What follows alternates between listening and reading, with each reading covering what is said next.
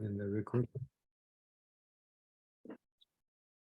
Welcome everybody to 52 Living Ideas. Tonight we'll be covering the Art of War, Chapter 11.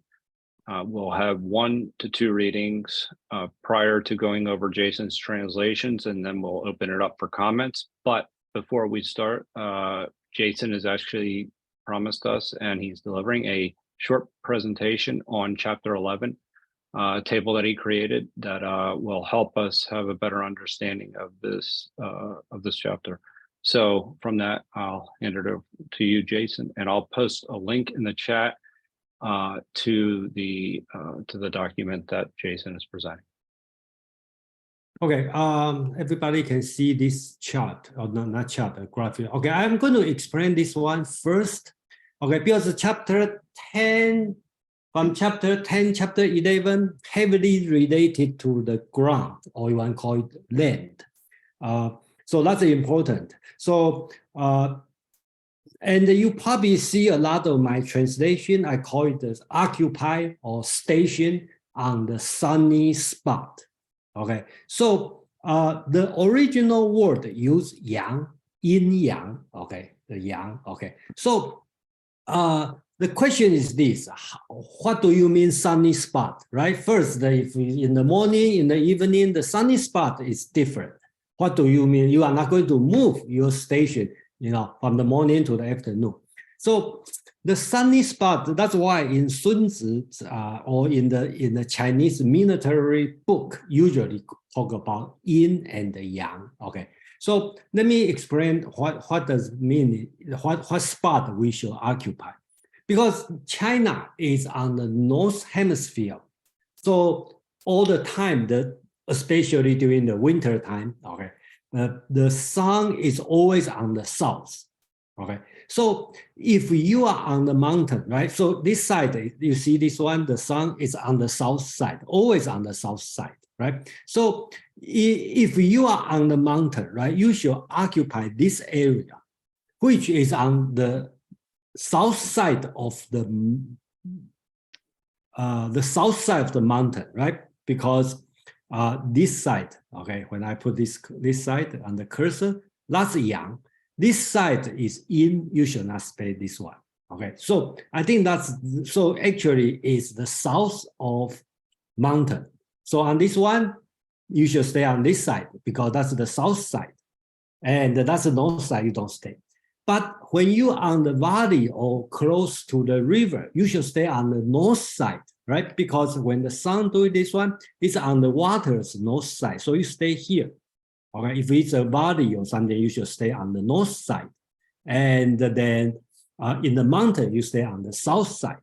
So I think that's why in the Sun Tzu's text, he always talk about yang, occupy on the spot of yang. So I think that's the reason. So sometimes north, sometimes south, depend on the situation. Okay, so another thing I like to talk about on the chapter 10, remember in chapter 10, we talk about 6 landfall, right? So I'm not going to read all of this one, and Joe probably already posted the link. Okay, you can have the PDF file. And then I just kind of summarize on the chapter 6, and you can compare with the text. So if Sun Tzu knows, draw a table, he will make his message much clearer, right? He talks about 6 land form: accessible land, quagmire land, impasse land, constricted land, precipices land, western land, and here he has a definition on that, and he talked about what's the strategy to that, and also give some advice. I kind of like separate land, and then so you will be clear, and you can compare all these sentences to the original text. And actually, the writing is very structured, so you should be able to find out from the original text. Same as chapter 11, okay, we all only talk about on the first paragraph. I think chapter 11 is very long, have 8 paragraphs, and each paragraph is as long as one chapter. Okay, so in another way, if you want to go to very detail, you probably have to go to that's a lot to cover. So we are not going to do this way, but the 9 ground we talked about last week, basically like dispersive, light, striving, trafficked,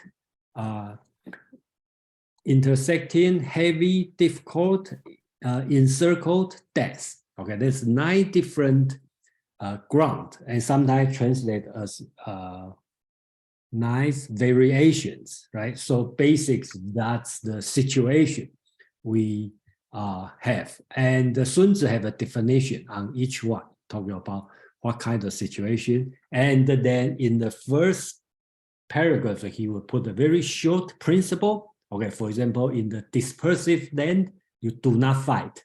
In the light land, you do not rest. In the striving land, you do not attack, blah, blah, blah, blah. So in the dense land, you must fight. Okay, so that's his principle. And these two will happen in the later part, paragraph 6. We might cover this week, or we might cover next week on the paragraph 6. So when Sun Tzu make the definition and the principle on the first paragraph, then he talk about psychology. He talk about how to, he talk about psychology, talk about leadership. And then he go back to talk about the land. And when he talk about land, he mentioned this 9 land one more time, talk about what we need to respond to this 9 ground, or you want to call it 9 variations, 9 situations. And then another part, a little bit confusing. He talked about how to identify this land, but he didn't cover all of them. Okay, so I will let you as a reader to decide, what does Sun Tzu means, to do this part. So basics, that's the table I create, and you should always go back to the original text if you want to understand. And this one will help you to if you compare with this table, will help you to read the original text. I think that's the purpose. Yeah. Anyway, thank you. And then, if you have a question or comment, yeah, please. Yeah, thank you very much. If anybody has a question or comment, please raise your hand in Zoom or type exclamation point in the chat. And feel free to ask Jason about the table he just presented.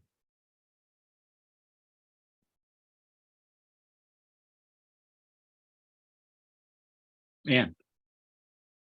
Yeah, I noticed, in the beginning, Master Sun Tzu, he presented a lot of facts and figures.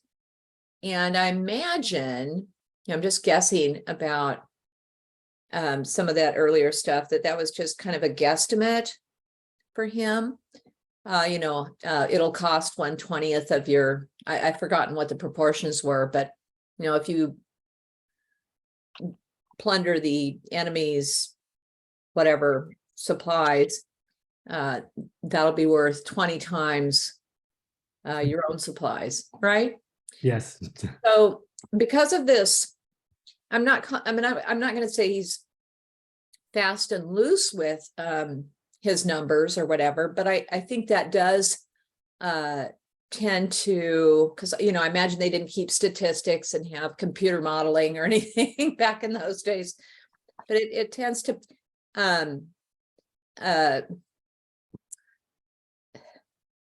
as you say, Jason, the land forms, there are 9 forms, and what are we to do with the fact that the list is not, say, exhaustive and what have you? Again, it kind of I guess I'd like to hearken back to, well,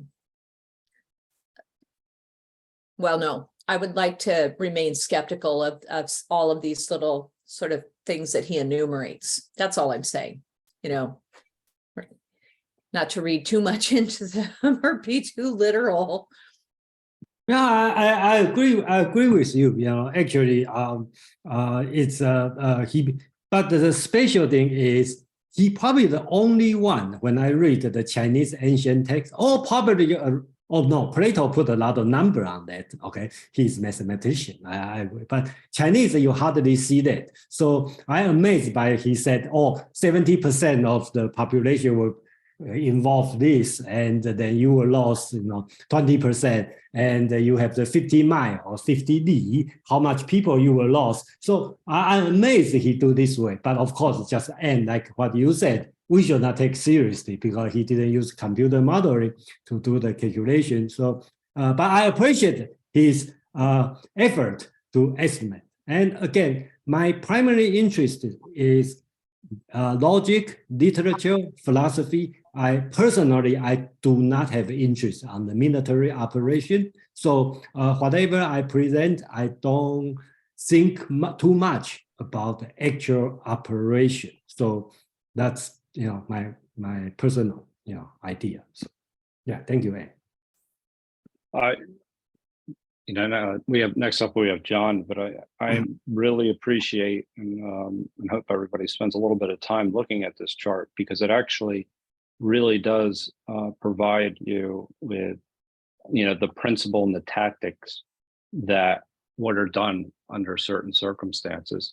And it'd be interesting to even try and think of ways as to whether they're still valid or not, and what would be the reasons as to that. And I think that in many cases that you probably would find them to still be valid today. Just as we talked a little bit about the technology having changed a bit, but not necessarily, just how the fundamentals of some of these some of these 9 grounds specifically that I'm looking at. I really appreciate you putting this time in, Jason, because this is a lot of work, but this also really kind of makes it accessible, makes it a framework that we can actually think about this more clearly. So with that, John, go ahead. Yeah, look, thanks, Jason, for putting that together. I just. That was Jason. Sorry? It was Jason that did that. Did I misspeak? I thought I said Jason. Oh, you did. Okay. Yeah. My apology. Anyway, that's all good. Jason, thanks for putting that together. And look, in terms of some of the what Anne was speaking to, and how to its usefulness, if you like. For me, the whole book is a book of patterns. The part of the difficulty, I guess, that I find with and found when I was doing the work myself, going through the terrains, was that there's other references earlier in the book to the terrains, which use and different translations use different terms to describe the terrains.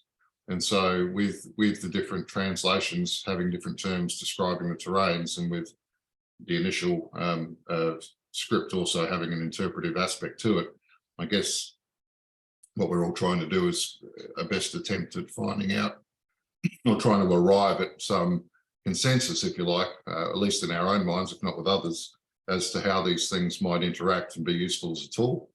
I note in Ralph Sawyer's translation in chapter 8, the 9 changes, he refers to entrapping, focal, and fatal terrain.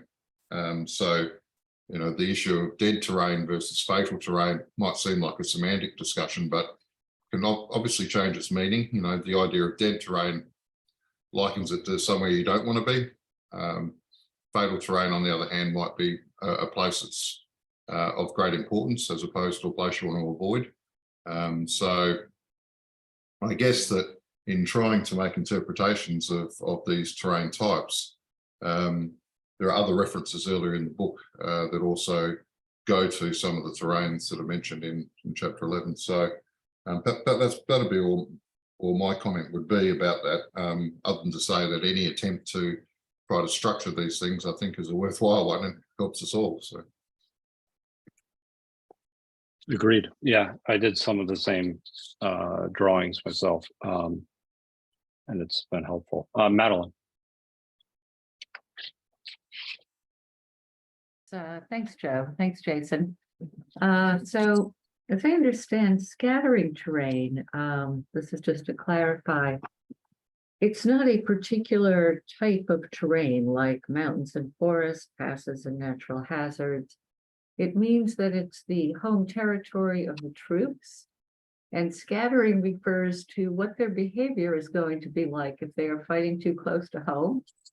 Now we would call it deserters, but basically they would just leave.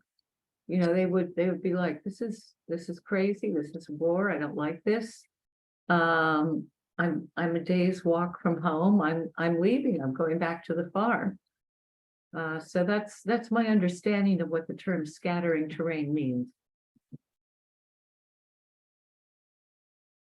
I think I agree with you. So Thank you, Madeline. Next up, we have David.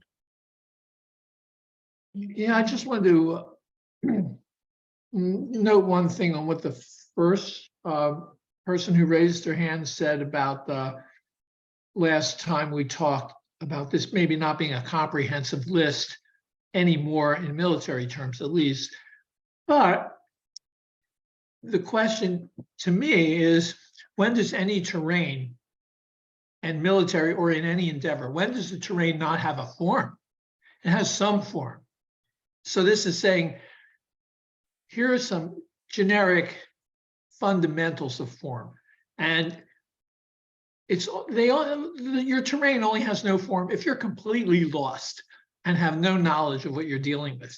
But once you can see it in a form, like it's a downhill form, or it's a sunlit form, or it's it's in a territory that was easy to penetrate, and you put things behind you. You have different strategies that make sense in those cases. You know, you've run through a territory, take the resources you just acquired.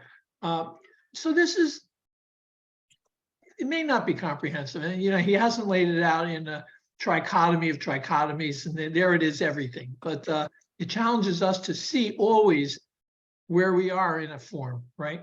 And then use that as more information in the calculations, which we're told from the beginning. Always do calculative analysis of your war situation. Yeah, I don't think it is intended to be comprehensive in the sense that it's the beginning of a set of rules and principles. But I had drawn out actually chapter 10 myself, and what was kind of missing for me was your current. So the advice to it's an advantage to fight with accessible land. Let's just take that as one example.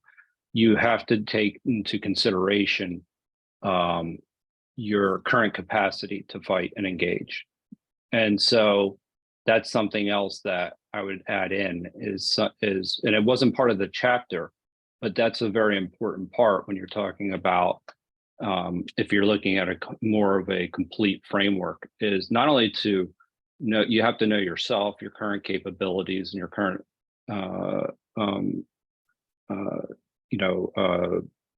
infrastructure and ability to attack, and you have to know your enemies.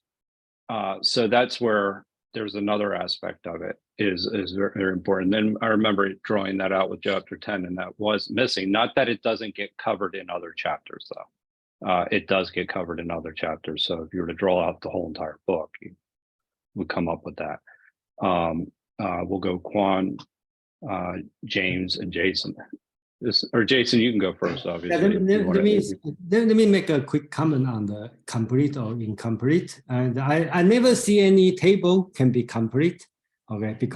And I see that any table is the author try to convince you, so he make a table. So only person I'm convinced he make a complete table is Immanuel Kant. Okay, I think he always make complete. He try his effort to explain why it's complete.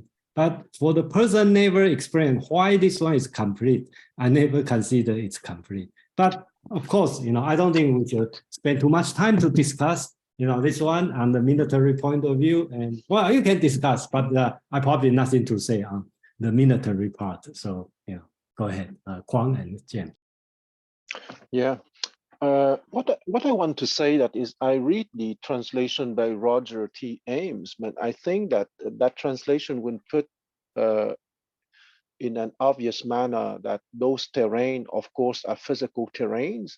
But I think that the important thing is the psychological impact or the possibility that it opens for the people entering into the terrain. Okay, I just want to read the first 2-3 lines from the Roger T. Ames translation. When a feudal ruler does battle within his own territory, it is a terrain that permits the scattering of his troops. Okay, and if you compare with the Guy's translation, Guy's will call it a dispersive ground without much explanation. So in the Roger T. Ames, it is obvious for him that what he called a scattering terrain is that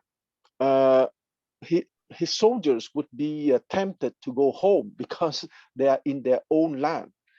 And the second one would be where one has penetrated only barely into enemy territory. It is marginal terrain, etc., etc. So it is obvious that there's a physical dimension, but I think that Sun Tzu wanted to stress also the fact that a certain kind of ground will has a certain kind of psychological impacts on the people working or or fighting in those grounds.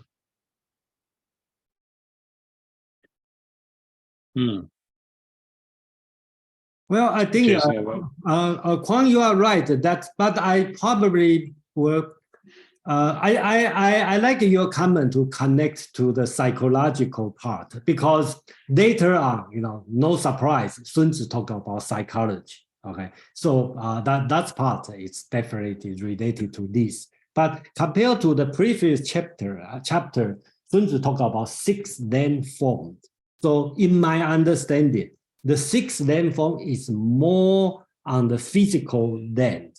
And this one, 9, I translate as 9 ground. Okay, even the Chinese are all the same, use di as ground or land. I think this one is more metaphorical or more abstract, more on psychological side on your situation. That's why I kind of interpret as situational ground. And so that's just my opinion. Absolutely. And T, of course, at the first meaning means ground, but metaphorically, it means very easily your psychological foundation at a certain moment. So. Yeah, actually, go ahead, James. But I do have a comment. I think you can combine these two graphs as well. I'm just looking at it now. You could draw the. You think the I think you 6th form and the 9 graphs will combine together? Yes. I so think they you could become 15. That's what you are talking about. No, not 15. It would be 54. It would be 6 one times would be 9. 6 times 9 becomes 54. No. But it would be 9 across as your they're not principles, but they would be your ground strategy. And then on the other side would be kind of infrastructurally, when you're talking about if it's quagmire accessible, constricted, precipice, vast spans, then you would have actually a way across. You're looking at the types of ground, and then on the other side, it's kind of your infrastructure enabling capabilities that you have, and that's a way of kind of figuring out what to do as a particular, meaning as a tactic underneath that. So you could do the tactics underneath that, and then under the other side, you could have that linked to your objectives and your goals anyway, which is actually always important to consider. But I do think you combine these two, and you could condense them into a bigger framework. Anyway, it's just a thought. Anyway, whatever. Okay, so anyway, whatever you believe about particular descriptions, I think these are all psychological or situational attributions of battlefields. So they're nothing here to do with geography at all. Dispersive, light, striving, these are all psychological. Trafficked, intersecting, or intersecting or intertwined, if you will. Heavy, difficult, serious. My translation says serious, difficult, encircled, dead, and not, and you are going to be dead if you don't join the fight when you're in this kind of a battleground. You have nowhere to go. So these are all kind of like non-geographical, situational settings. Terrain is definitely the wrong word for any translator to use. These are all grounds of thinking, grounds of decision, or situations of battle. Thank you. Thank you, James. And Yeah, first let me say that I love. Would you guys consider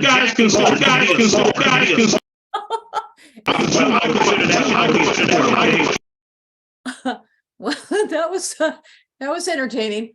I'm kind of glad he broke the ice for me, because I was going to say, I'm really loving that everybody is like geeking out on this text. John, I believe you mentioned the other night that you were writing a computer program and some algorithms to, search out meanings. But I do have to say, I'm not sure it's all that complicated. I read it. It appears to me quite metaphorical.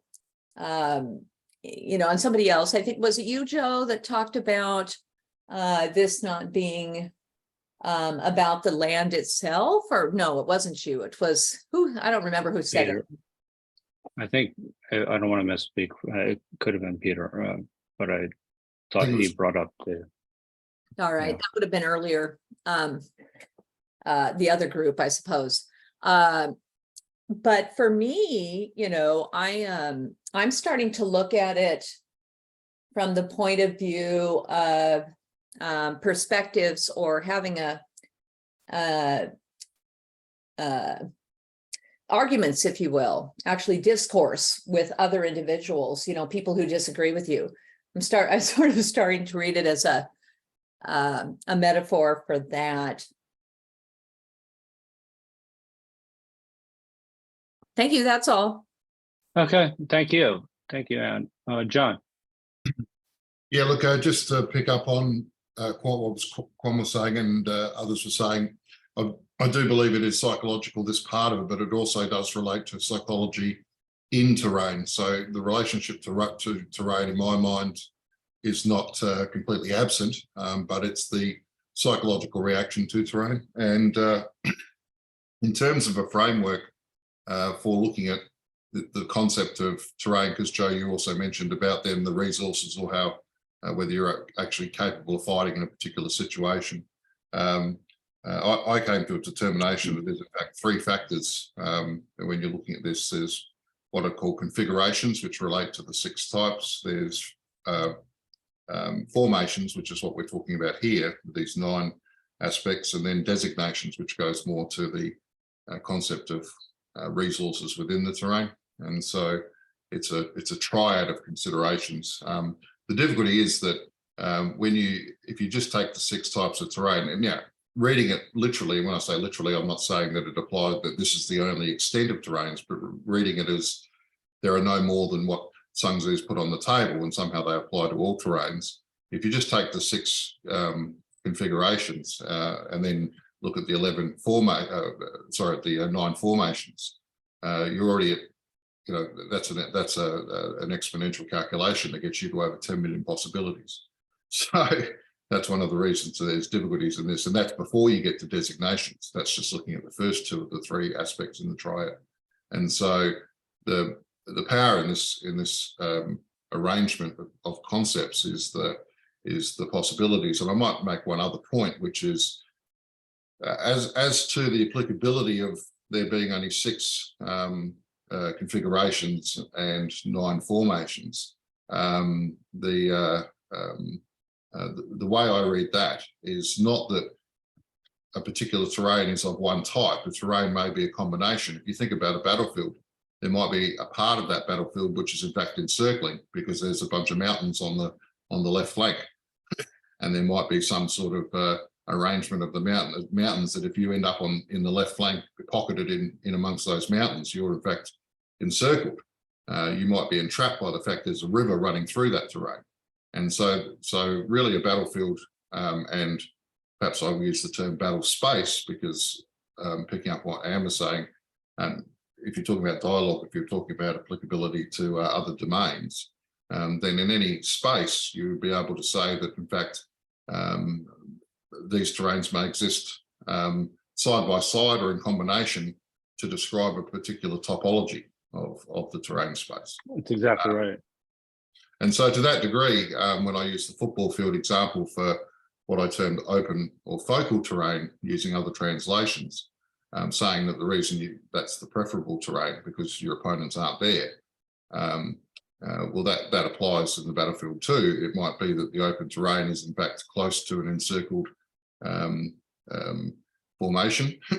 That is because the opponent's left it open. So it might be a very risky maneuver to perhaps charge up that left flank and try to expose the open terrain that the opponent's left open, because if they get there before you, if they're able to counter attack, they can push you back into the encircled part of the battle space of that battlefield. Yes, very good. We need to keep moving here. So we're going to get started for the actual translation itself. So thank you, John. Were you done? Yeah. Okay. David, then really quickly. All right, I'll just try to quickly react to. I wanted to react to what John was saying, which is, this is some kind of magically exponential, incredibly combinatoric, too many things to. If we are saying that you can simultaneously in the same place be dispersive and light, or dispersive and striving and trafficked, and all these combinations, yes, then it becomes exponential. But I don't think that's the way it works. You can have one field next to another, one's encircling, one's narrow, those things. But we're making this a little more complex. I think it just comes down to one of these psychological states is a dominant factor, and same with the 6 terrain forms. So we have to look at these things and determine what it is. We can't, it's not, and they're degrees, but they can be side by side. But this is saying have a clarity on what this means. And I'm laying it out for you that there's this kind of distinction to be made. There are times to run away. There are, areas which are forests. These are just, you have a best strategy for those. So it's a clarification, not a complexification. Okay. Not that you can't Thank. find things, environments are infinitely complex. Just the way any of these principles from the beginning, we could say, well, state number 1 and state number 3 later. The people, my officers can be rebelling now, but I can be too tough on them later. Yeah, we can always combine things like that. Yeah, we'll have time to make these comments afterwards. We want to definitely get to the translations. I do find the domain aspect of this to be very interesting, because then how you figure probabilities within those domains and how you interoperate between 2 separate domains, and which could be 2 separate different pieces of land. And I do think that actually would be an interesting exploration. So I absolutely believe that's the case. Now, how analytical could they have gotten back then? I don't know, but you could say literally if you're thinking 2 steps ahead of your opponent, you could be funneling them into essentially into a terrain that they don't necessarily find to be advantageous. Anyway, whatever. We will come back to this, hopefully, I hope. And so with that, James, would you be so kind as to begin to read? And do we have anyone else that would actually like to? Yes, it does, David. We could discuss that. But Paragraph would you be so kind to read paragraph 2 in chapter 11?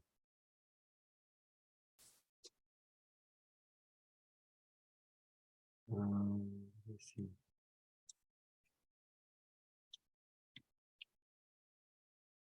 Paragraph 2. Correct. Oh, okay. I thought we The were second four. paragraph, after we done with the 9 form, right? Yeah, Nine, number okay. 2. And you're waiting for someone else to respond now. let me see. Yes, if any, In the ancient time, usually, or historically, and if anybody would like to read a second version after James goes. We could just Go ahead. force them. And when I'm done, we can just force the next person. Absolutely. We can use we'll go ahead. military strategy to do it. Make And sure I'm you looking for the select the proper ground. Yeah. And we have the tools to the infrastructure to make that happen. Maybe So- it'll be you, Joseph. Yeah. Okay, shall I start? Yeah, where are we Please. start? Number 2 for chapter 11. Okay, thank you.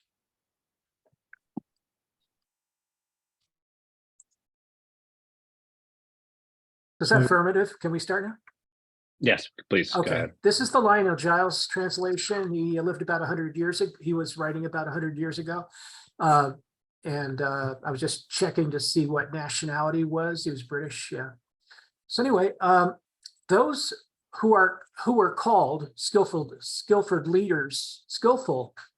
leaders of old knew how to drive a wedge between the enemy's front and rear, to prevent cooperation between his large and small divisions, to hinder the good troops from rescuing the bad, the officers from rallying their men.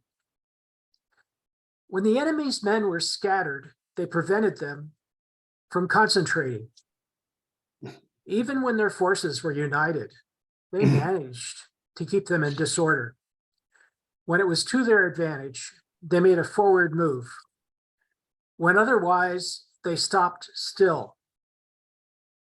If asked how to cope with a great host of the enemy in orderly array, and on the point of marching to the attack, I should say, begin by seizing something which your opponent holds dear. Then he will be amenable to your will. Rapidity is the essence of war. Take advantage of the enemy's unreadiness. Make your way by unexpected routes and attack unguarded spots. Thank you. Thank you, James. Do we have anyone else that would like to read their version? Let me read mine. I bought I don't this have it. book. Okay, so I think this translation is more recent. Okay, unlike Giles, which is 100 years old. Okay, so let's see how the modern translation read it. Okay, those who are called the good militarists of old, who make opponent lose contact between front and the back line, lose reliability between large and the small group, lose mutual concern for welfare of the different social classes among them, lose mutual accommodation between the ruler and the ruled, lose enlistment among the soldiers, lose coherence within the armies. They went into action when it was advantageous, stopped when it was not. It may be asked, when a large, well-organized opponent is about to come to see you, how do you deal with it? The answer is that you first take away what they like. and then they will listen to you. The condition of a military force is that its essential factor is speed, taking advantage of others' failure to catch up, going by routes they do not expect, attacking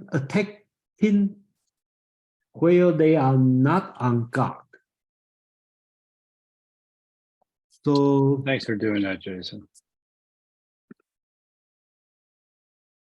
we don't see a lot of new translation on this one. Let me read mine. Okay, so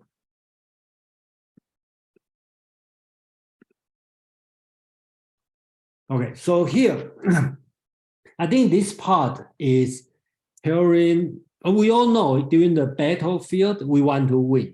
And then before you win it, what situation you want to create? I think that's the part Sun Tzu tried to talk about, right? Because you cannot just say, I want to win, but how? And what situation you want to create? So that's he start with this. Chinese like to use the old time when you see some translations talk about the military skillful general of the old. That means historically, and which means the good one. Okay, so the role model. So historically, those who are good at military operation can make an enemy doing these following 6 things. Okay, those contacts between front and the rear lines, those reliability between large and small troops, those aids between elite and the lowly soldier, those affiliation between upper and the lower ranking, not able to assemble their soldiers when they are separated, not able to unite their soldiers when they join together. Some may ask, if the enemy comes orderly in great numbers, how do we respond? My answer is, seize what they care for beforehand, and then they were compliant. Regarding warfare, speed is important. Take advantage of the enemy's unreadiness, march from the unexpected passes, and attack their unguarded spot. So the last sentence become a common being quoted many times. Okay, so the speed is warfare speed is important, and then take advantage of the enemy's unreadiness, march from the unexpected passes. So you have to this become a common saying, you know, and about the speed and expectation. I think that's the 2 key. You know, yeah. Thank you. So we have the Jimmy. Thank you. Yeah, so Jenny, welcome. Now for comments this evening, just 1 second for everyone.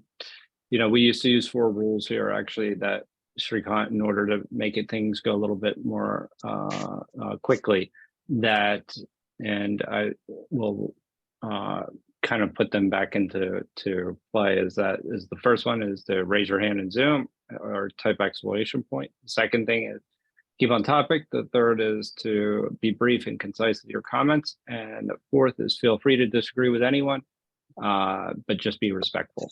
So those are the 4 rules of that we had been using for quite a while, but we've gotten away from them a little bit. So Ginny.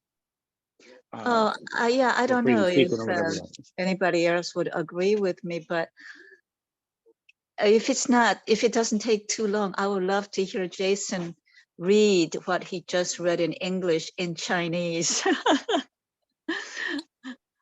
Would anybody else? Oh, Anne, do you agree with me? Oh, I just want to see what it sounds like in Chinese, what he just read. Yeah, this one I think is good to read it in Chinese. Let me, since you know, I'll leave it to Jason. I would be happy to read in Chinese on this one, especially because that's one thing I kind of I expressed this many times because I always interested in why, you know, you use different language, you have a different level of conviction. So you can see I translated, especially I would like to use these 6 lines, right?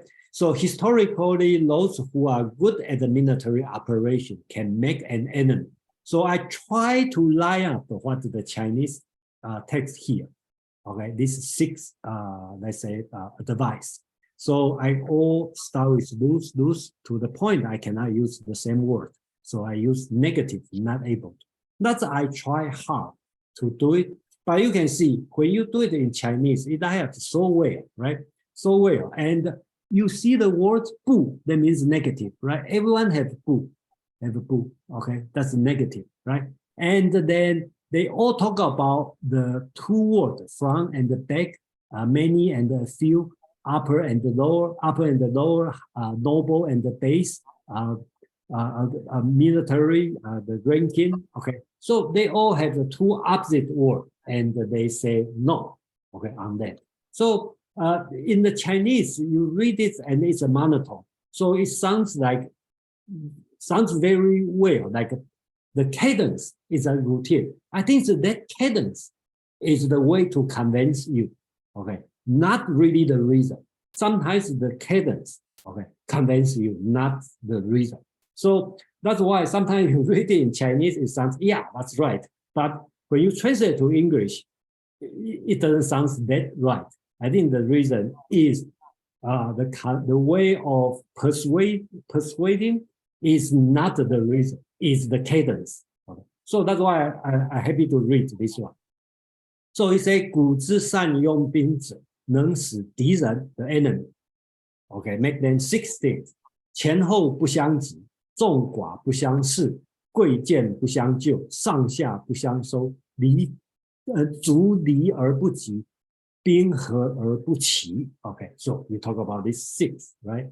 And the last line is also important because for the person who can speak Chinese, we're probably very familiar with this line. So let's talk about the speed is important and take advantage when they are unreadiness and march through the unexpected passes. 兵之情主数，乘人之不及，由不虑之道，攻其所不介，攻其所不介。So attack the place, the unguarded spot.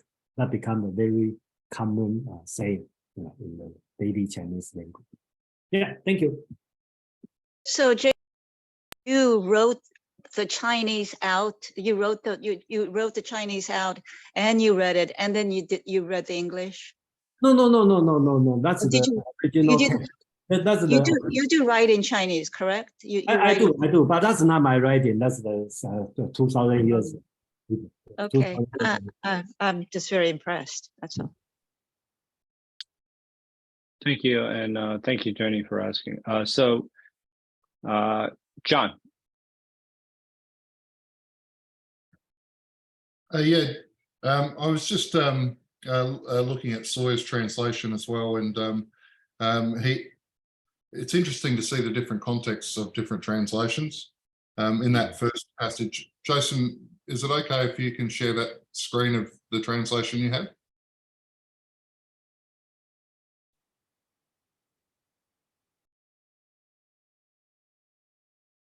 Appreciate that. Historically, those who are good at military operations can make an enemy. So the translation I've got just quickly here is, in antiquity, those who were referred to as excelling in the employment of the army were able to keep the enemy's forward and rear forces from connecting, the many and the few from relying on each other, the noble and lowly from coming to each other's rescue, the upper and lower ranks from trusting each other, the troops to be separated, unable to reassemble, or when assembled, not to be well ordered. They moved when it's advantageous, halted when it was not advantageous. And I think what was interesting about that translation, which was one that I thought quite profound when I read it here, was that it went beyond referring directly to just military operations, because it talked about, just in a couple of points there, the many and the few from relying on each other, and the noble and lowly from coming to each other's rescue. So that translation there, Joe, that's point 2 and 3, and the one that's on the screen now. Lose reliability between large and small troops, lose aid between elite and lowly soldiers. The reason that was a distinction for me when I was doing the work I did on this book some years ago was that earlier in the book and in other places, there's references to the distinction between the rulers or the 100 families and the general.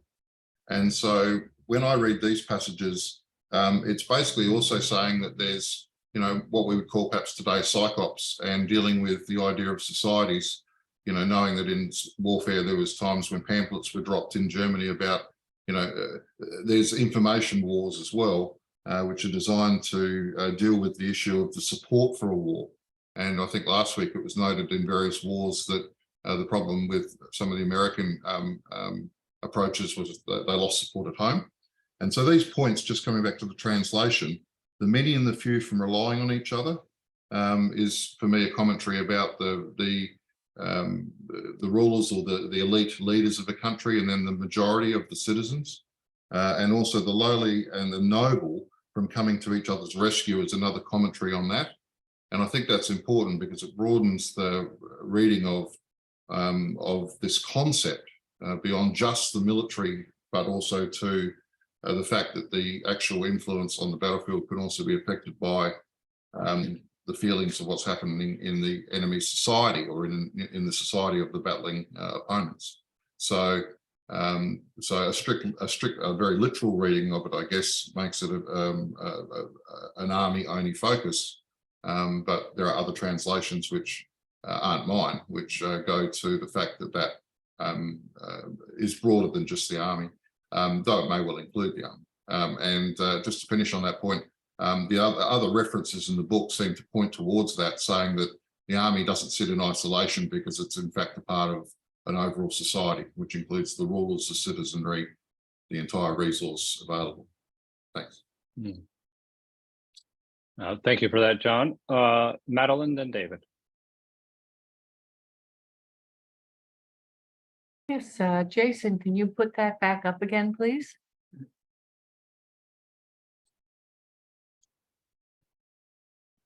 Okay, so I had gotten confused about, excuse me, the difference between lose aid between elite and lowly soldiers, and no, don't move it, and lose affiliation between upper and lower rankings.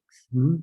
So I took a look. I have the Roger Ames translation, and what I have is officers and men could not come to each other's aid, and superiors and subordinates could not maintain their lines of communication.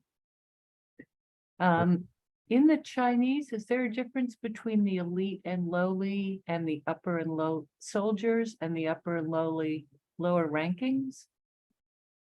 I don't know, okay, but that's I only thing I do is based on, well, it's always have this ranking, okay, because I should not say I don't know, okay, let's put it this way. In the military during that time, my belief is they have the ranking, right? They have the always have the commander, they have the structure of the rank. So that's why in the number 4, I translate as the aid between upper and the lower ranking, because they talk about 上下 up and down. So I believe that means the ranking. Then he also talked about number 3, the noble, the elite and the lowly, or noble and base, right? Soldier cannot rescue each other. So what that means, I think that means people from a different social background, okay?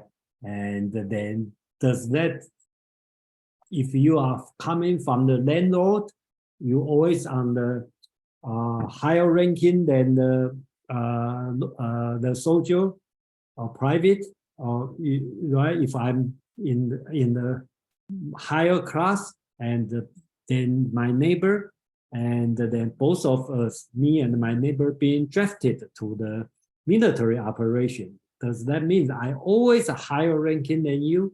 I don't know. Probably in some country, most of the country is yes. But I believe in the state of Qin, okay, the state eventually unite the entire China. They probably don't. They only care is how the ranking, okay, and your ranking is solely determined how many enemies you kill, okay. So in that country, state of Qin, probably there's no such thing as elite and lowly, but to most of the country, I believe they do, okay.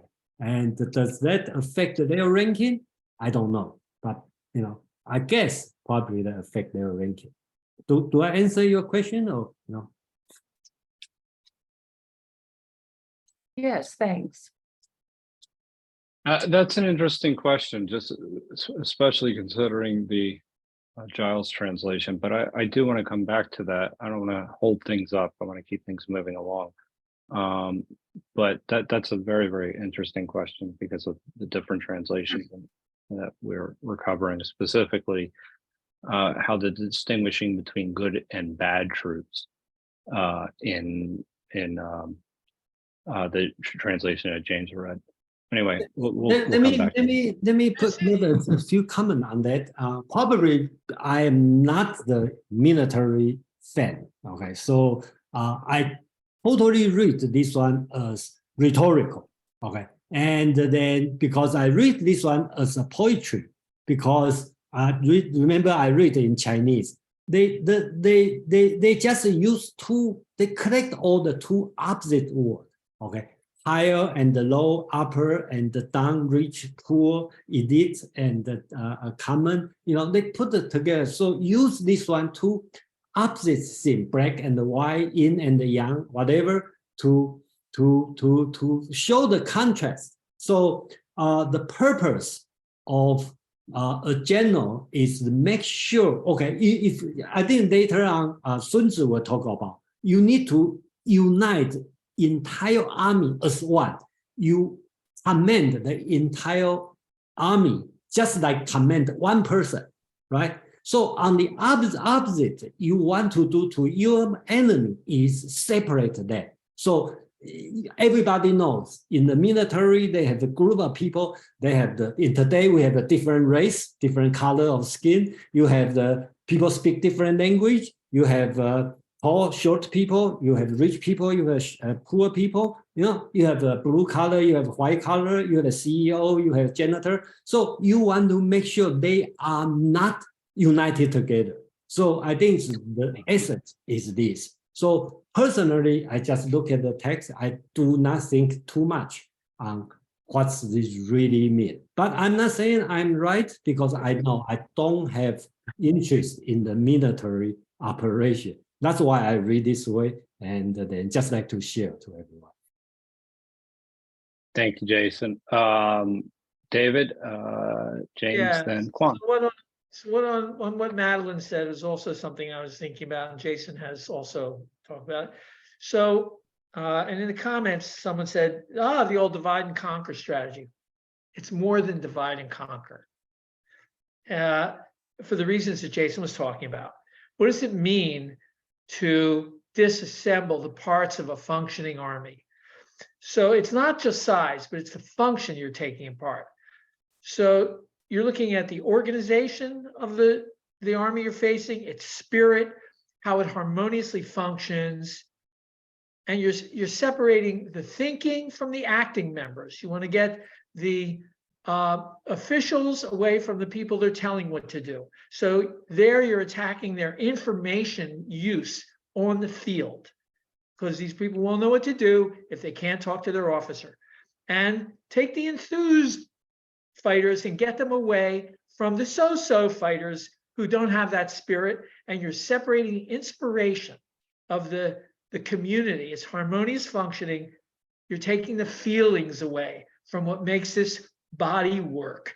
So that's the kind of division you're doing. You're doing it at all the functioning levels of this military structure, because it's not the size. We've been told it's not who has the larger army, unless it's 10 times bigger. but it's the function, and you're looking for that ultimate effect. And when it's severed into those pieces, they don't work together. It's like just individuals you're fighting. That's a really good analysis. I Thank you, thought that- Dave. That was, Yeah, I that thought was very good. I thought that was very serious. I don't want to be completely derisive. You know, I don't mean to be derisive. I wanted to bring up, because of what Jason said, I pictured a whole detachment of guys carrying briefcases that were just a little too upper class for the rest of the army. So I thought, you know, the Rose, what is it? The Rose Parade in Pasadena, they've had the idea that the performing group of men carrying in business suits carrying briefcases, it gets a great laugh.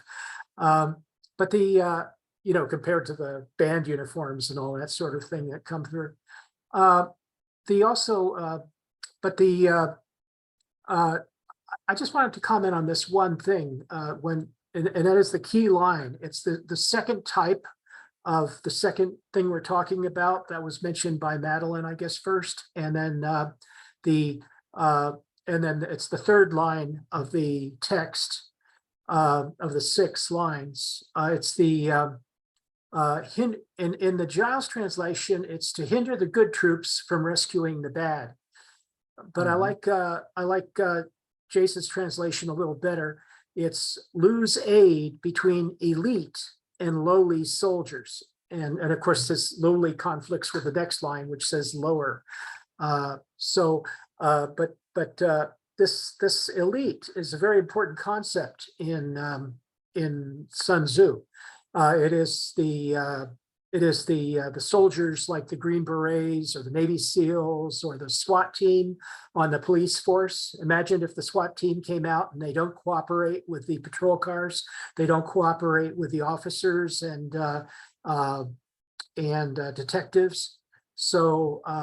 So you have to have really good coordination between the elite soldiers and the other soldiers. And if the elite soldiers can't rescue the poorer soldiers, then that you could have you lose a lot of your overall army strength. So I think that's what he's talking about in that line, and that's what distinguishes that line, the third line, from the rest of it. The fourth line would be more the actual rank of the soldiers, and whether the people in the upper rank are able to give orders and the other soldiers follow them. And then the second line is more referring to the actual size of the brigades. If a small brigade can't help a large brigade or vice versa, that could be a problem. But the elite soldiers is a really important concept, because those are the ones with the sharpest spears, the best fighting ability, the more experienced, the most experienced, and they're the ones that can really help out in a bad situation confronting one of your detachments. Thank you. Thank you. I appreciate you pointing out that. And I do like Jason's translation better, actually, after going through this thoroughly. I like the way you worded it, Jason. It's much more, I think it depicts what Sun Tzu was actually trying to communicate much more effectively, rather than to at least a translation that I'm looking at. So, Kwon. I think that this paragraph is pointing to a very central concept of Chinese warfare, meaning that you have to win even before beginning the battle, in the sense that it can be summarized by one word, and that word is subversion. Okay, subversion of the enemy. If I read the translation by Roger T. Ames, the commanders of Ulm said that to be expert at the use of the military were to ensure that with the enemy and blah, blah, blah, you have all the other things that you would make to break down the rank within the enemy, okay? Meaning that there would not be cohesiveness and a feeling of belonging within the rank of the enemies. And in Chinese, often people would say, Shang Shang Xia Xia Tong Yi, okay? Meaning that the superior and the subordinates are of the same mind. And precisely the art of subversion is to break that cohesiveness within a group, in this case, an army. And the lines after what I read are simply the details concerning the art of subversion. So you wouldn't win if you, in Chinese histories, often if you have major states fighting each other, they would try to subvert the ranks of the upper ranks of the command with the king before engaging into battle, because if they're successful, the war is already won even before the first battle. Excellent points. Thank you. Thank you very much, Quan. We'll go to Mark. Thanks, Joseph. I was just wondering, because I thought this was rather poetic as well when I read it in the Ames translation rather than the Giles. And I was so happy, Jason, that you mentioned that. And the fact of the poetic here, as well as the historic, because he refers to the commanders of old, which we know it is, I guess it has a kind of nostalgia that we associate definitely with Confucius, if I'm not wrong about that. What is this telling us about Sun Tzu himself? And does he have any specific commanders of old that you think he might be mentioning or thinking of?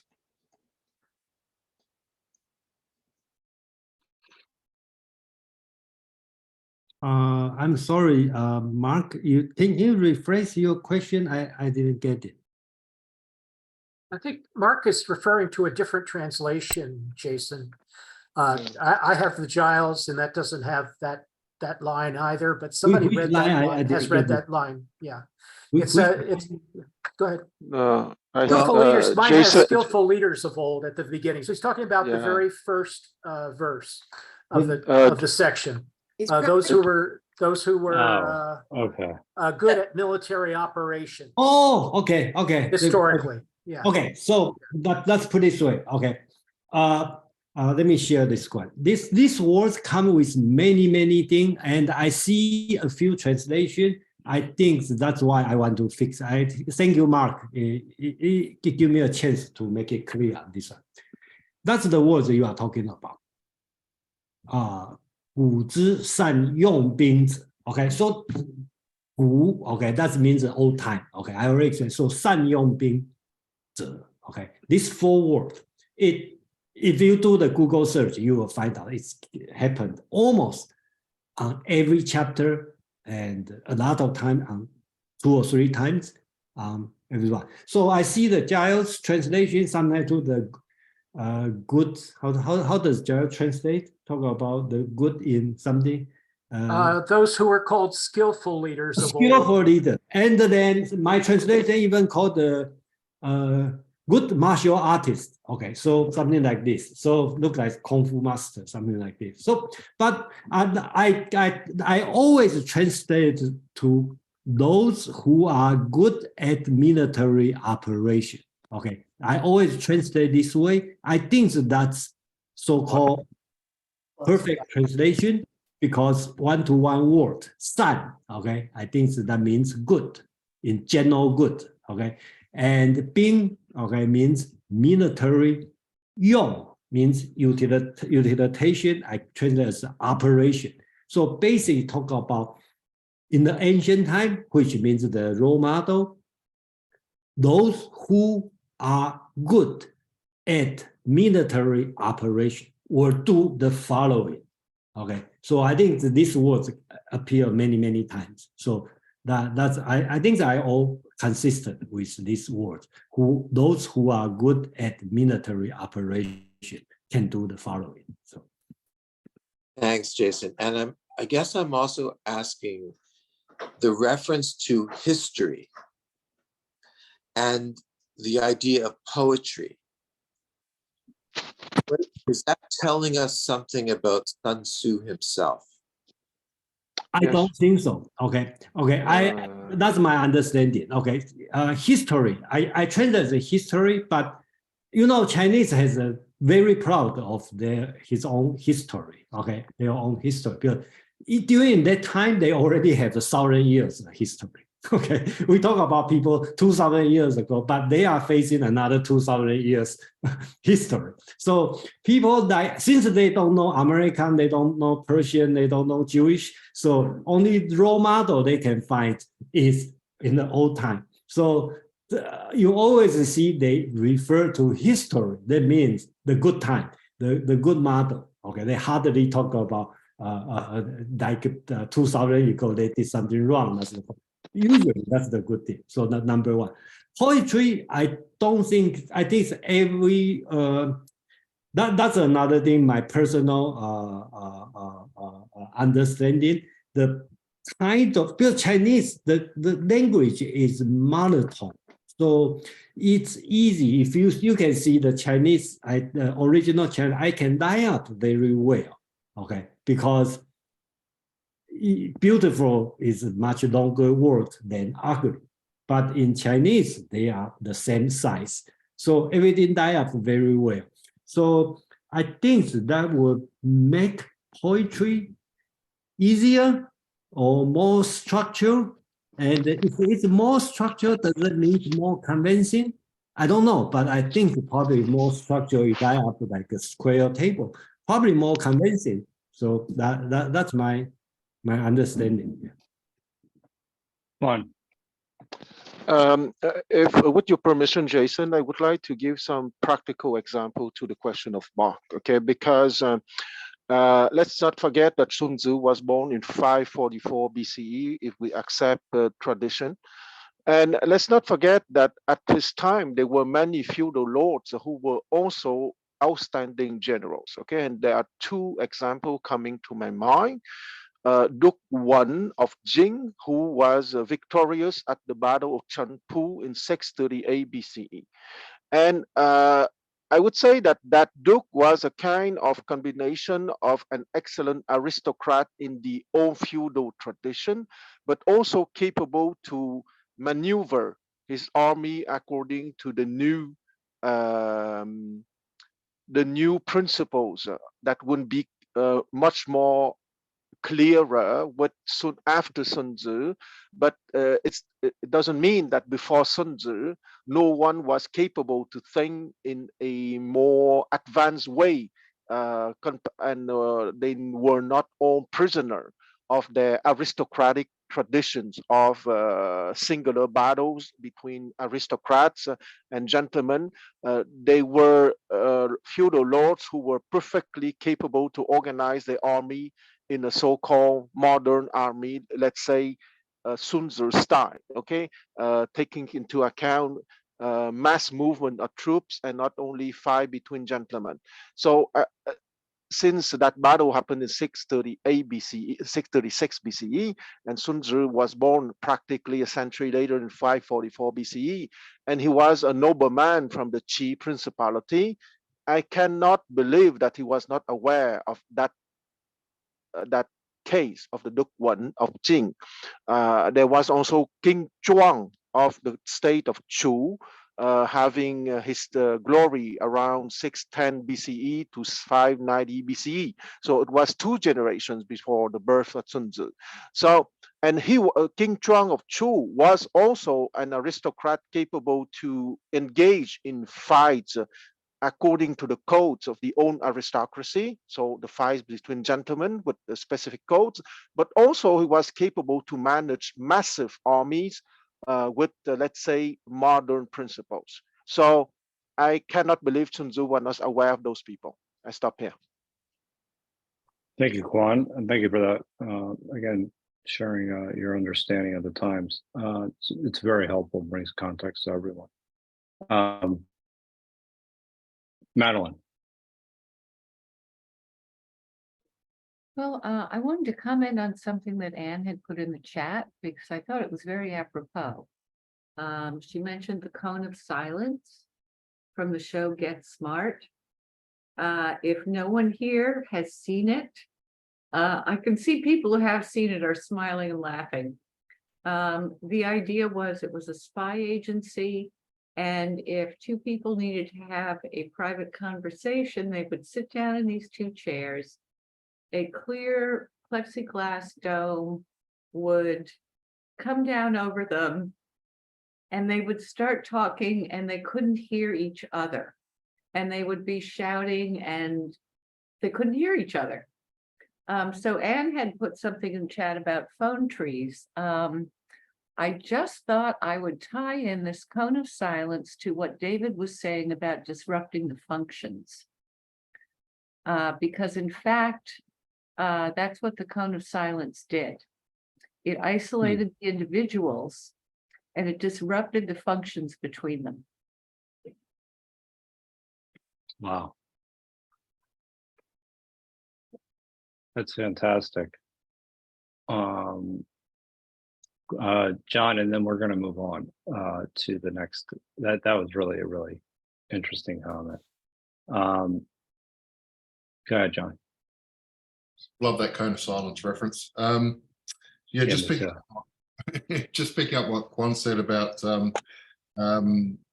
subversion and talking about between the king and the nobles and the lowly, trying to disrupt a battle before it occurs. In the footnotes to the Sawyer translation relative to that paragraph we've been discussing, it does say some commentators take this as referring to uniting with the enemy in battle. However, the general import of the paragraph does not restrict the technique strictly to combat measures. And I just thought that that was in concurrence with what Quan was saying. That's all. Okay, thank you. Thank you, John. And we'll move on to number 3 now. James, will you? Okay, but I have to say, I thought the fact that he had to take his shoe off to answer the phone every time was the funniest joke. Anyway, here we go. The following are the principles to be observed by an invading force. The further you penetrate into a country, the greater will be the solidarity of your troops, and thus the defenders will not prevail against you. Make forays in fertile country in order to supply your army with food. Carefully study the well-being of your men and do not overtax them. Concentrate your energy and hoard your strength. Keep your army continually on the move and devise unfathomable plans. Throw your soldiers into positions whence there is no escape, and they will prefer death to flight. If they will face death, there is nothing they may not achieve. Officers and men alike will put forth their uttermost strength. Soldiers, when in desperate straits, lose their sense of fear. If there is no place of refuge, they will stand firm. If they are in hostile country, they will show a stubborn front. If there is no help for it, they will fight hard. Thus, without waiting to be marshaled, the soldiers will be constantly on the qui vive. Without waiting to be asked, they will do your will. Without restrictions, they will be faithful. Without giving orders, they can be trusted. Prohibit the taking of omens and do away with superstitious doubts. Then, until death itself comes, no calamity need be feared. If our soldiers are not overburdened with money, it is not because they have a distaste for riches. If their lives are not unduly long, it is not because they are disinclined to longevity. On the day they are ordered out to battle, your soldiers may weep. Those sitting up bedewing their garments, and those lying down, letting their tears run down their cheeks. But let them once be brought to bay, and they will display the courage of a Chu or a Ki. Kui, I think. Sorry about the Chinese. Well, Wonderful. Thank you for well read. Thank you for reading. Would anybody else like to read a second translation? If I had one, I would. If not, Jason, we can just go right to your translation. I think that's fine. I think we can go, and that will actually help us move things along. Okay, so the third one, okay, it's very long. Okay, I have to further break down to 5, and each one have it's a little bit long. So so far you will see at the beginning talking about 9 ground, or you want to call 9 situation, and the second paragraph, Sun Tzu start to talk about how to win the situation, right? How to, you want to make it simple, divide and conquer. Okay, so make sure they don't unite together.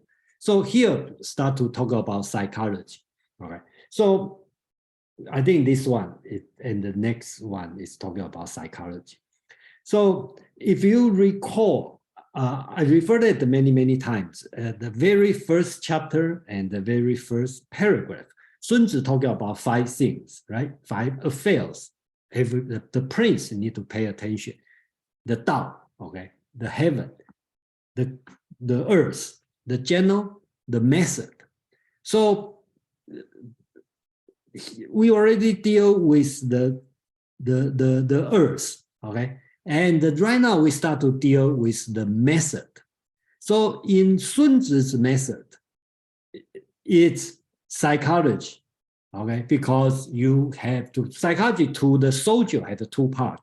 One is how do you make them brave? So compared to Greek, in Greek, if you read the Plato dialogue, they talk about courage as a virtue. But here, as a general, they don't rely on individual soldier to be brave. His concern is, how do I make my soldier all brave? Okay, so that's the psychology he's talking about.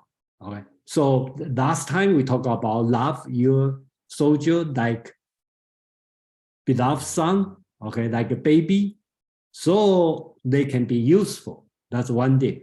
Here we talk about you need to make sure your soldier are willing to fight, are not afraid of dying. Okay, that's the part.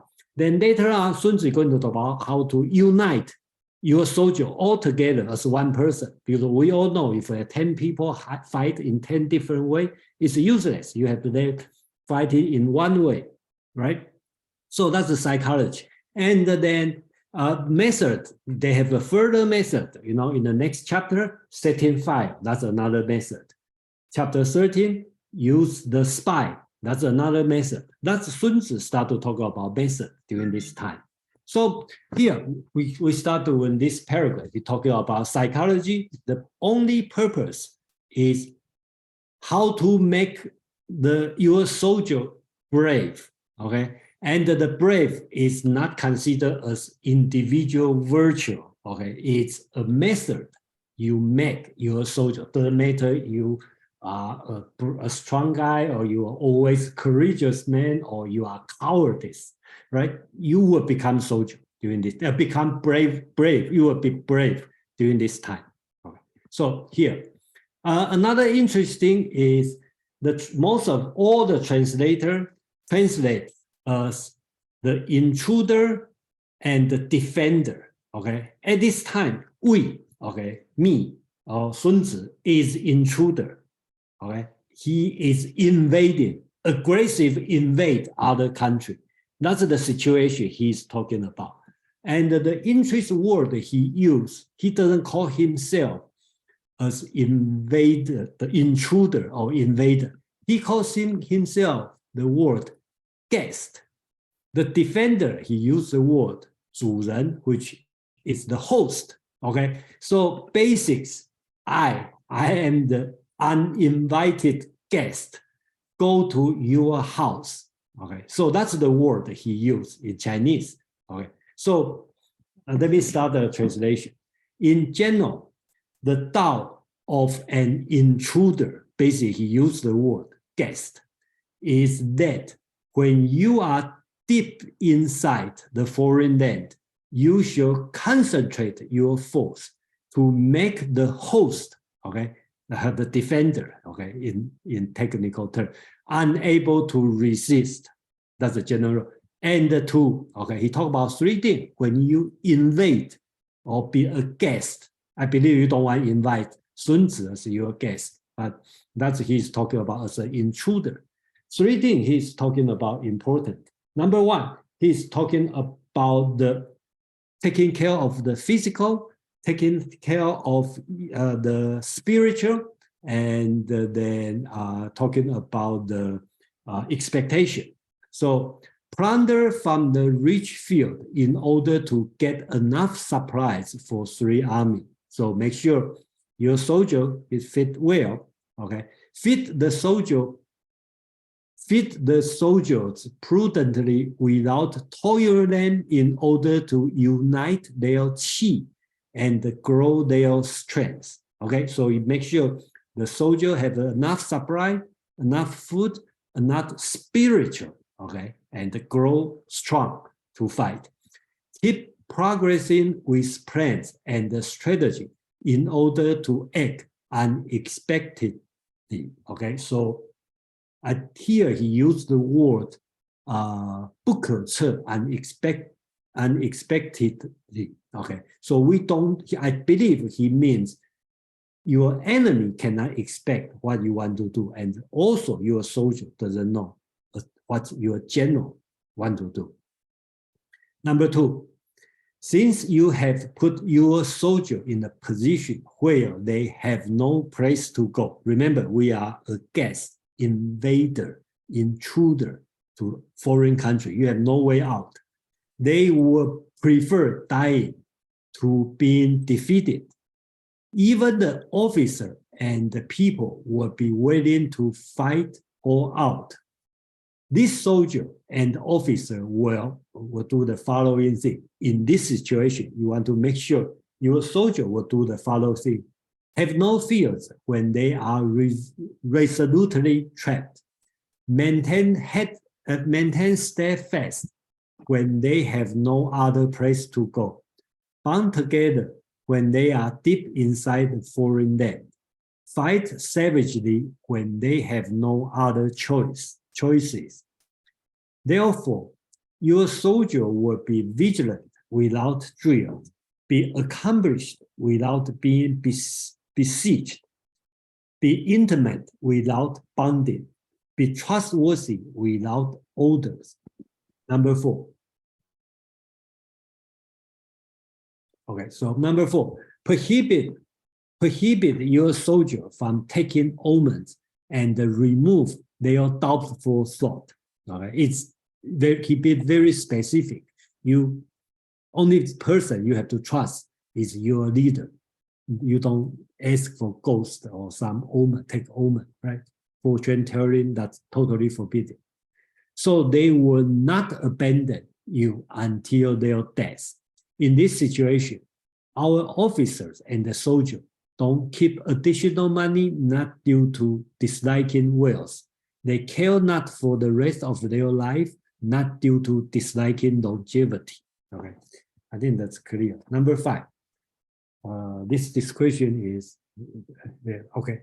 On the day they are ordered to fight, the officer and the soldier will be emotionally agitated so that they'll not wet their bosoms while they are sitting, or that their tears flow to their cheeks while they are lying. They are bereft of any place else to go. They will be as courageous as the ancient assassin, Chu, or the strategist, Kui. Okay, so the last words, okay, 主愧之勇. Okay, so here he talks about the courageous. Okay, so the whole paragraph, it's everything talking about is Sun Tzu wants the soldier be courageous, but the interesting part is his method is not cultivate your virtue, so you will become courageous. His method is put them in a situation they have no way to return, okay? And they will be courageous, just like the assassin Chu and the strategist Hui. Okay, these two persons are famous. Okay, Chu is a famous assassin, and he killed the king of Wu, right? I think it's Wu. Okay, and the interesting part is King Wu is enjoy eat fish, so he learned how to barbecue fish, and the king Wu was suspicious, so he has to barbecue the fish in front of him and naked, so he will make sure Wu doesn't carry any weapon, and he hide the thin sword or knife inside the intestine of fish, so eventually he killed the king. Okay, so that's true. And the Kui is a famous strategist. He talked about the brave, how to make people, the soldier brave. So these two words, 主贵, usually being used together to describe the bravery of a person. So that's the all about this paragraph. It's a little bit long, and then that's it. Thank you. Thank you for doing that. That was excellent. I mean, one question I would have is even courage if you're forced to do it, if you don't have a choice. I was thinking about that when you were going through that. I find it quite interesting, you know, in doing almost the same time, right? When you read the Laches, right, in Plato's dialogue, talk about bravery, you are surprised the general himself are a bravery person. They are good in the how to talk about the fighting, okay? And then they talk about virtue and talk about this. But here we talk about the seems we don't see he talk about the general need to be brave, right? Only thing the soldier doesn't need to have a courage. Only thing he has to do is make sure all his soldiers, doesn't matter who you are, become courageous. I think that's it is interesting the distinction between those two and how they're talking about essentially courage and war in this particular instance. It's kind of, I don't know how to think about it in these terms. I don't think there's an ethical component. Maybe so. No, I didn't think so. James, thank you. I'm sorry. Thanks for your patience. Okay, so I'm removing my cone of silence. There's this kind of like time to die here, right? The death talk, and I kind of like it, and I like the way that Jason translated better than a little better than what Giles did, because it was a little gloomy. But the idea is like it's better to die than be defeated. If you're defeated, that would be really bad. You could die. You could die later. But if you die, it wouldn't even necessarily even be your fault. You know, you're in a battle. Somebody can sideswipe you and stuff like that. You don't know what's going to happen. So the idea of just general courage, you know, sort of, I think comes out in the words here, and very well. And so the soldier is given a reason to fight to fight the death to death, to anticipate death. And it's not that you dislike longevity. It's that you don't care for the rest of your life, because this is the point in your life that matters to you. You know, and that's the proper emotional, you know, setting for courage. And yeah, so I definitely like this section for describing the fierce savage, if you will, disposition of the soldier whose life is in danger. He has to fight in order to defeat the enemy, not to protect his life, because it's not even in his hands. If he's in a battle, he doesn't know whether he's going to die or not. That even his performance hand-to-hand combat doesn't determine whether or not he's going to die. So I think it's a great statement being put out here. So you're saying the purpose enables courage. Well, the soldier's fearlessness. In other words, Yeah. the soldier has to understand that his purpose there, his purpose is partly to die, if necessary. In other words, he's there in a very dangerous situation, and the one thing that he should avoid is not be defeated. That is because his purpose is actually to defeat the enemy. But on the other hand, if he dies, that's not so bad because he can't control that. Okay, I want to come back to that. That's a very interesting point, Madeline. And then, or in this Jason wants to go. I'm sorry, Madeline, you go. Yeah, I don't know, some of that reminds me a little bit of the poem, The Charge of the Light Brigade. I don't know if anyone is familiar with it. I was thinking about the previous little part, I believe it was section 3.1. Could you put that back up, Jason?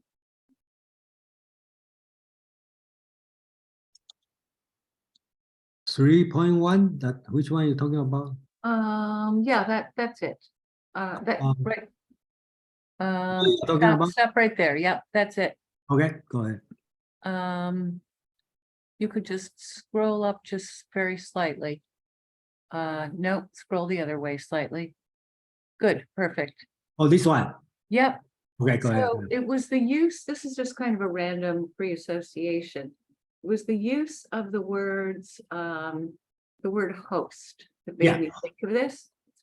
I thought of a parasitic organism. And I thought, okay, so this is like an invasion by a parasite. So the plundering from the rich fields, you could think of a fungus with the hyphae going into something and drawing out all the nutrients. Okay. The second one might be somewhat analogous. The chi and the morale might be slightly analogous to the quorum sensing of bacteria. And the third one, I was thinking that the enemy can't, you're acting unexpectedly and the enemy can't fathom your movements. It's like those bizarre viral mutations that happen where, you know, scientists just have no idea what was coming next. And it happens a lot with just various viruses. So anyway, that was my random thought. The word host made me think of that. Thank you, Madeline. David and Jason, and then we'll move on to our last section of the evening. And it's a short paragraph, and then we'll. Right, I see a lot of the wisdom in this about the men who are about to fight. And when there's any thinking about the material world they're leaving behind, that's going to divert their chi. So they have to be ready to die. And so it's like, poor analogy, but it's like me when I'm about to play the piano solo. I am about to die. I mean, it's just everything drains out. It's a stage fright. Like when you start the war, then this whole shift occurs. If you're irreversibly immersed into, now it's going to be, you're fighting. Now you're playing. Now, for me, you're in there. There's no quick out. You cannot second guess being there. And you've trained for this. you are well prepared. You are in the environment that you were physically matched to. So it kicks in, and there's that end of fear, and there's performing. So you do have to get past any superstition, anything that can override that state. So you don't want to go back to dwelling and you're thinking of your family. God, no. Or, you know, the money you put aside, what you're going to do with it, the material, the future, that world, that mundane norm of life cannot come in and distract this energy. The energy is in the dwelling in the force of war. And so that's why you put them into a position where they can't second guess, do we have to fight now? It has to be all in. I think it's a brilliant, aspect of the psychology of what he's doing.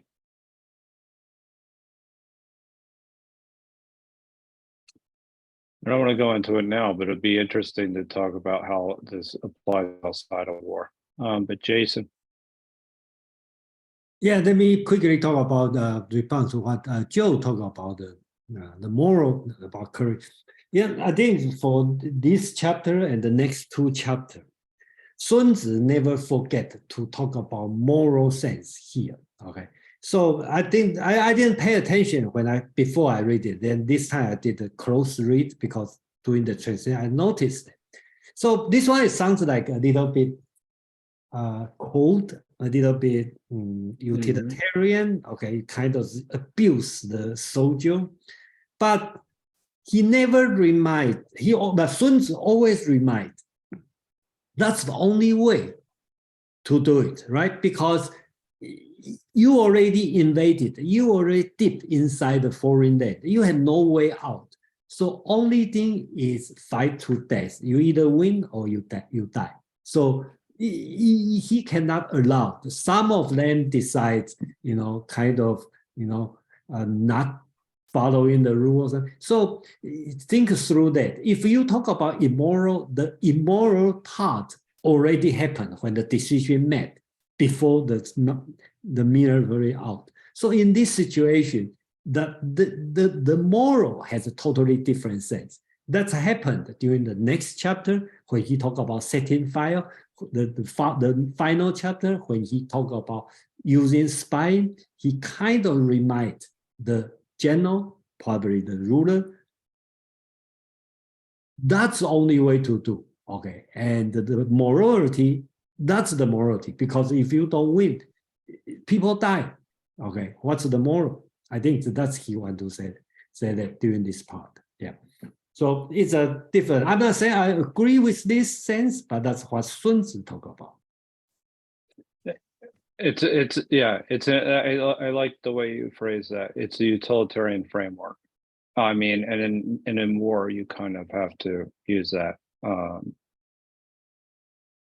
you don't have to, but it's one that's going to probably minimize the casualties. Anyway, we'll go into number 4. Okay. Madeline has her hand up now. Yeah, Madeline, go ahead. Oh, yeah. Sorry, I don't mean to slow things down, Joe. It's okay. It just that brief line in my translation, it says, prescribe talk of omens and get rid of rumors. Talk of omens is massive amounts of religion, superstition, ghosts, reading entrails, whatever soldiers have going on, the throw of the die. And then there's also the get rid of rumors. I mean, how on earth is a commander going to keep the officers from doing all these things?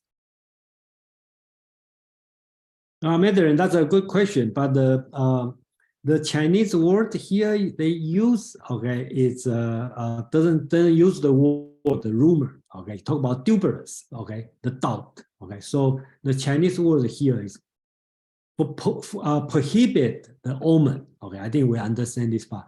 Second word is get rid of the doubt, the suspicion or skepticism. Okay, so because this one is, I think he is talking about to forbid the doing omen. Okay, and then make sure the soldier has no doubt. I think that's the original text. Nothing about rumors.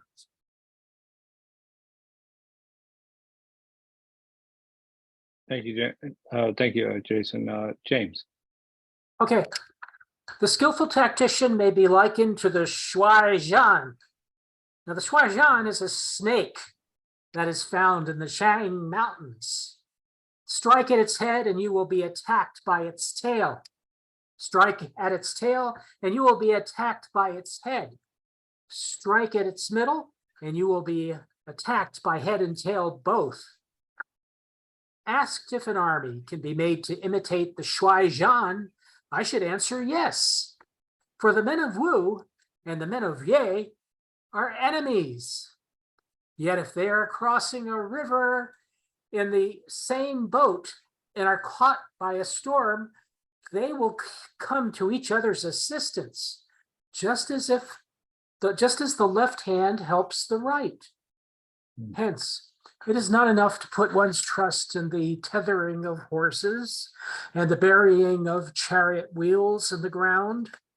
The principle on which to manage an army is to set up one standard of courage which all must reach. How to make the best of both strong and weak.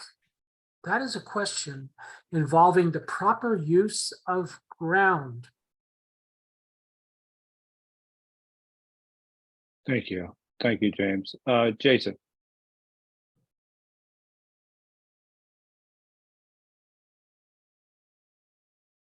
Okay, I think this part is probably a little bit confusing. Okay, so they call the 率然. Okay, that's the name of snake. Okay. Must be a large snake, like so it builds, yeah, there's a large snake. But that's okay. Those who are good at the military operation. Okay, just answer to Mark's question. Same word. Okay, those who are good at the military operation act like the 率然. Okay, 率然 is a snake found in the mountain Chang. Okay, its tail will strike if its head got attacked. Its head will strike if the tail is attacked. Both head and the tail will strike if the middle is attacked. Okay, that's a metaphor. So some may ask, can an army act like 率然? I will say yes. For the men in the state of Wu and of the state of Yue dislike each other. Wu and Yue is the most southern state in China during that time. And these two states, they constantly fight each other. And then the people of Wu dislike people of Yue. They hate each other. All right. And then that's why Sun Tzu used this example. He said, for the men in the state of Wu and of the state of Yue dislike each other.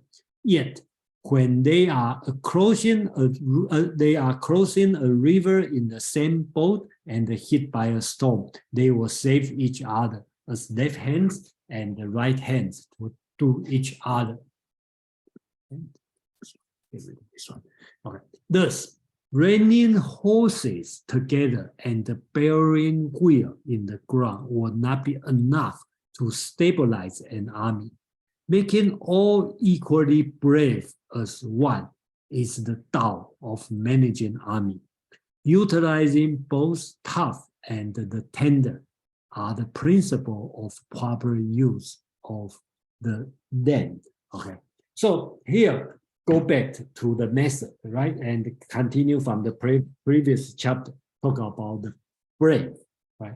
How the bravery, right? The bravery, you don't want most of people bravery, but most of people are brave and then some are not. They want brave as one. So they talk about like a snake, okay? and like the people of Wu and the Yue, even they don't like each other, but during the dangerous situation, they will help each other, and that's he want to do, you know.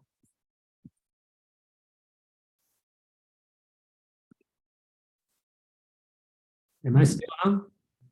Yeah, you're still on. Okay. Okay, so that's it. Thank you. Okay, first, go ahead, James. Yeah, I just wanted to remark, one thing I really like is the reference to the ancient technology. They had to have a shovel in order to put a brake on the chariot or whatever or any vehicle. They had to bury the wheel, at least put a mountain of dirt in front of it and behind it in order to stabilize the carriage so that the horses couldn't destabilize it. So I think it's an excellent kind of reference to read here, because I believe more modern technologies have other kinds of brakes on chariots. So it's interesting to sort of read that and, oh, why are they burying the wheels? Well, I guess they had to. That was the only way to keep it from moving. Thank you. Thank you, James. Madeline. Well, the part about reining the horses together, it's reminding me of a discussion that we had in this group, but it was quite a while back. I can't remember if it was the Battle of Red Cliff or what it was, but it was something where one army did a tactic, it was on water, where they got the other army to chain their boats together in order to defend themselves. And then once the boats were all chained together, they set the attacking army set them on fire. Does anyone remember that discussion or what that refers to, if that would have come before or after this?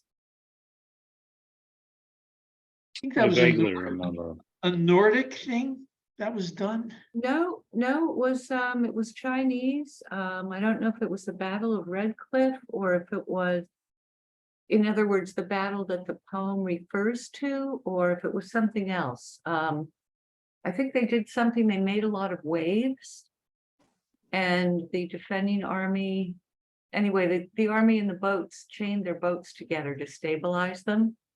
And then the people who were attacking them set the boats on fire, and the boats couldn't sail apart. No one remembers this? Actually, I've Yes, seen, it's the I've seen the stratagem story. in Redcliffe. What? I'm sorry, go ahead. Say that again. It's a stratagem in Redcliffe, and it's called the interlink stratagem, and it's in Redcliffe, and it's happened in 208 AD. Okay, so that would have been in temporal relation to this. Would it have come before or after? Yeah, After. the After. battle happened. Yes, the battle happened 7 centuries after Sun Tzu, but it doesn't matter. I'm sure that Sun Tzu was perfectly capable to think about that kind of stuff, and people before him. Thank you, Quan. That was going to torture me trying to figure out where I'd heard that. Chapter 36 of the Three Kingdoms. Thank you. I'll put something in the chat about that. I was just looking it up.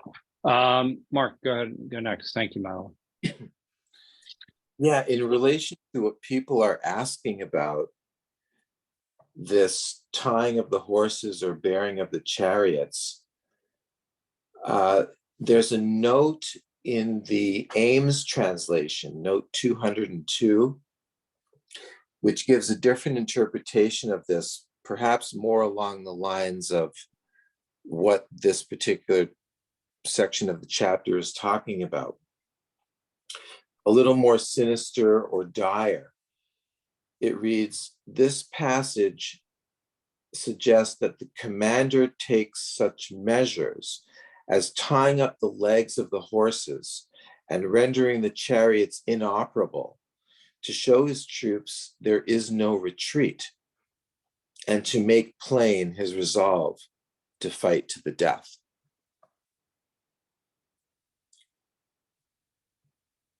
So the idea is that, you know, you can't just tie up the horses and bury the chariot wheels, preventing any possibility of retreat. But that is one of the things that you can do, but you can't just rely on that. Is that possible, Jason? Well, yeah, I think it's according to the text, right? He's talking about you tie the horse and bury the wheel, and it still cannot prevent the people, the soldier from escaping. So you have to use psychology to agitate the people. So when you ask the people, soldier to fight, they start to cry. I don't know why they're crying. So, but the basics, they are willing to fight. I think that's Sun Tzu is talking about. And I think the next chapter, next week when we read, he will talk about damage your boat, broken your cooking wheel. Okay, that's another common saying, right? Talking about you're not going, you're not coming back. You are not going back to your home. You have to successful. And he also talked about just like when people climb to the roof, you take out the ladder. Okay, so you have no way out. Okay, so something like this, and then that goes through to the whole chapter, you know. So I got to go, and then I will leave to Joe, and then I will see you next week.